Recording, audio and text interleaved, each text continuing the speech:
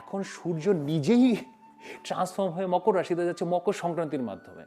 তো আপনাকে এটা এখন বুঝতে হবে, ইউ হ্যাভ টু আন্ডারস্ট্যান্ড যে আমি যেভাবে অর্থ ইনকাম করার চেষ্টা করছিলাম, আমি যেভাবে চাকরি খোঁজার চেষ্টা করছিলাম, আমি যেভাবে রিলেশনশিপ দেখছিলাম, আমি যেভাবে আমার কর্মগুলো করছিলাম, আমি যেভাবে নিজেকে এক্সপ্রেস করছিলাম, যেভাবে আমি অন্য মানুষের কাছ থেকে এক্সপেক্ট করছিলাম নিজের সম্পর্কে, এই সব কিছু নিয়ে আপনাকে আসলে রিথিঙ্ক করতে হবে।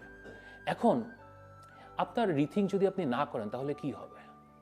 দেখেন, সৃষ্টিকর্তা যেদিকে নেয় সে সেদিকে এমনিই নেবে।